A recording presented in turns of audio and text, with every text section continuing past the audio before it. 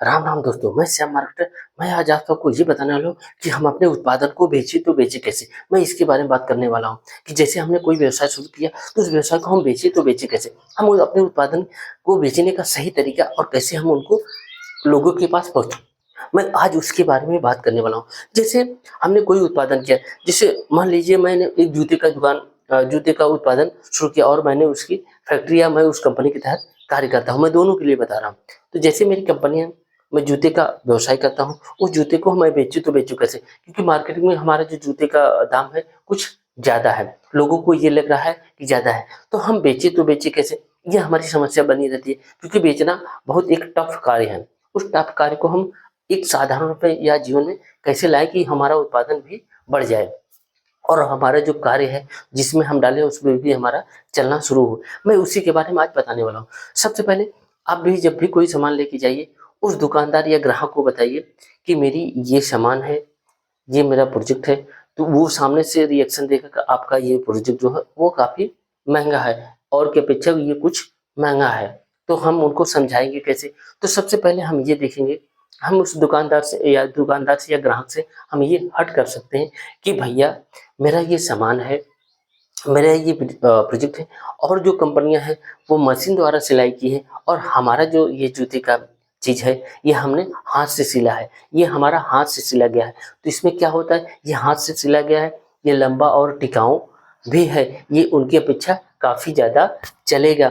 आप जीवन में एक बार यूज़ करके या सेवा करने का मौका दीजिए, फिर आप देखिए कि आपका रिज़ल्ट क्या होता है। उनसे कहीं बेटर आपका जो 100 150 या 100 रुपए जो भी आपका डिफरेंस आ रहा है उसमें ये अंतर है, ज़ाहिर-सी बात है मैं मान रहा हूँ, लेकिन ये मेरा हाथ द्वारा है, तो मैंने इसमें सिलाई अच्छी से की है और ये अच्छा चलेगा।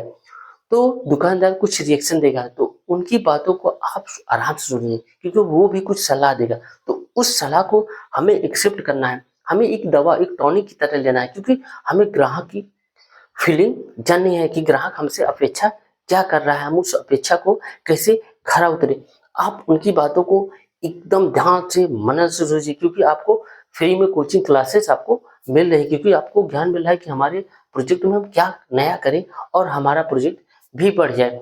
तो उन चीज़ों को जब आप सीखेंगे, आप जानेंगे, तभी तो अपने जो भी उत्पादन कर रहे हैं उस उत्पादन को आप बढ़ा सकते हैं। तो इन चीज़ों को ध्यान रखिए, क्योंकि ग्राहक का ही उसमें माँग है कि ग्राहक के हिसाब से हम उनकी मानसिकता और उनकी सोच भी समझ सकते हैं और अपने उत्पादन को बढ़ा सकते हैं। हमें वहीं से सीखना है, हमें किसी और या कोचिंग क्लासेस से नहीं सीखना, क्योंकि ज़मीनी स्तर पे ये सीखना बहुत मायने रखता है कि जीवन में हमें जो चीज़ ग्राहक सिखा रहा है वो सबसे हट के सिखा रहा है, क्योंकि वो अपनी आवश्यकता को आपको एक्सप्लेन कर रहा है और बता रहा है। तो हमें उनकी एक्सप्लेन को जानना है और नोट्स करना और अपने प्रोजेक्ट में लाना है, क्योंकि तभी आपका प्रोजेक्ट बढ़ेगा। जब आप ग्राहक की मांगों के हिसाब से आप कोई भी कार्य करेंगे तो आपका जो रनिंग आइटम है वो बढ़ता चला जाएगा। ऐसे आपका है। दूसरा मैं विधि बता रहा हूँ। उस विधि में क्या होता है कि आप भी कोई उत्पादन कर रहे हैं, उस उत्पादन को हम बढ़ाएँ तो बढ़ाएँ कैसे? तो आपका ये होता है, जब आप कोई उत्पादन करते हैं तो उसमें ये देखा जाता है जो उत्पादन में आप लागत लगा रहे हैं, आप 10 से 20% आप जो भी उत्पादन को बढ़ाना चाहते हैं उसमें आपको खर्च करना है। उत्पादन को खर्च कैसे करें? इसमें होता है कि प्रचार प्रसार हम कैसे करें? तो प्रचार प्रसार का सबसे बढ़िया और सबसे अच्छा तरीका ये है कि आप ये कार्य करेंगे कि उस उत्पादन में आप जो भी उत्पादन कर रहे हैं उस उत्पादन के साथ कुछ चीज़ फ्री कर दीजिए कि इसके साथ ये चीज़ फ्री है।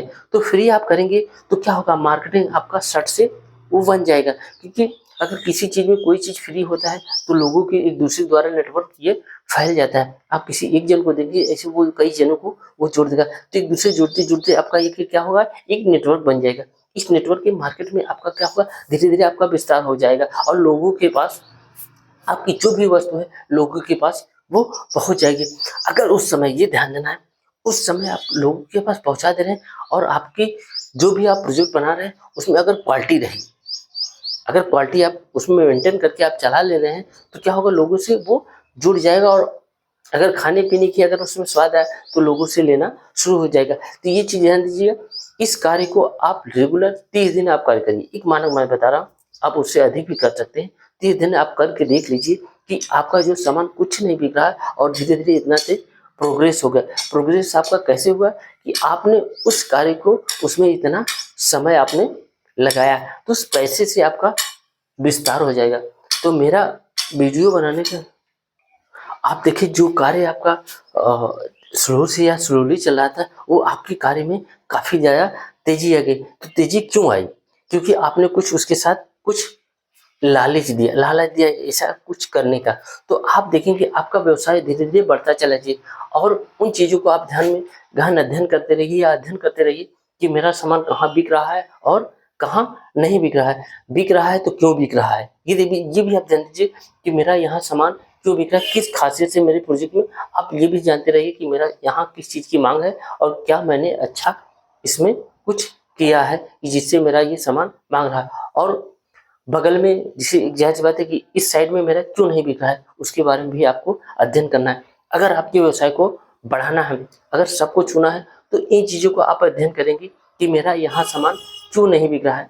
क्यों नहीं बिक रहा है? जब इसके बारे में आप जानना का प्रयास करेंगे, तो ज़ाहिर-सी बात है आपके व्यवसाय में भी बढ़ोतरी होगी, क्योंकि आप ये जानना चाहते हैं कि मेरा यहाँ क्यों नहीं बिक रहा है। आप उसको ये न मान के चलिए कि मेरा यहाँ नहीं बिक रहा, मैं यहाँ मार्केटिंग नहीं करूँगा। मार्केटिंग आपको सब जगह करनी है, क्योंकि मार्केटिंग में मुझे पैसा कमाना है। पैसा कमाना है तो मुझे गहन अध्ययन करके कि ग्राहक की माँग क्या है, इधर ग्राहक की माँग क्या है। मैंने एक लिए बताऊँ, मेरा मतलब पूरब में क्या माँग है, पश्चिम में क्या माँग है, उत्तर में क्या माँग है, दक्षिण में। जब मैं चारों दिशाओं के बारे में ये मूल्यांकन करूँगा कि क्या-क्या की ज़रूरतें हैं, उस ज़रूरत के हिसाब से जब हम कोई उत्पादन करेंगे या कोई कार्य करेंगे, तो आपको ज़ाहिर-सी बात है सफलता मिलेगी। सफलता तभी मिलेगी, आप ग्राहकों की माँग पर डिपेंड करेगी कि ग्राहक हमसे अपेक्षा क्या कर रहा है, हमें क्या देनी है। जब इन चीज़ों को ध्यान में रख के आप कोई कार्य करेंगे, तो सफलता आपको ज़रूर मिलेगी। सफलता पाने के लिए आपको गहन अध्ययन या कठिन परिश्रम करना पड़ता है, क्योंकि आप जब भी कोई शिक्षा लेने के लिए जाते हैं, तो उसमें एक कोर्स होता है। एक कोर्स के तहत भैया 2 साल, 3 साल, 4 साल, 5 साल, 6 साल, जैसा भी कोर्स आप लेने के लिए जाएँगे, उसके तहत कार्य होता है। वैसे ही आपका व्यवसाय है। व्यवसाय अगर आप लंबा करना चाहते हैं, तो लंबा आपका समय लगेगा। उस समय के मानक के हिसाब से आप कार्य करेंगे, तो सफलता आपको ज़रूर मिलेगी, क्योंकि एक ये भी एक कार्य है, वो भी एक कार्य है। इसमें आपको बहुत ज़्यादा पैसा कमाना है, तो बहुत ज़्यादा आपको समय भी देना है। उसी के साथ-साथ आप धीरे-धीरे अपना विस्तार करते चले जाएँगे। क्योंकि अब अक्सर क्या होता है, लोग क्या करते हैं, कुछ समय तो ज़रूर देते हैं, लेकिन कुछ समय के बाद उनके मन में नेगेटिव थिंकिंग आना शुरू हो जाता है। नेगेटिव थिंकिंग ना आने देना है, हमें हर जगह कार्य करना है। उस कार्य को ध्यान से आप पूर्वक कार्य करेंगे, तो आपको सफलता ज़रूर मिलेगी। मेरा वीडियो बनाने का यही लक्ष्य है, जो कार्य कर रहे हैं, जो उत्पादन करने वाले हैं, अपना कोई प्रोजेक्ट बनाने वाले हैं, उन तमाम लोगों के लिए ये वीडियो। अगर ये वीडियो आपको अच्छा लगे, तो ज़्यादा से ज़्यादा शेयर कीजिए, लाइक कीजिए, सब्सक्राइब कीजिए। धन्यवाद, थैंक यू।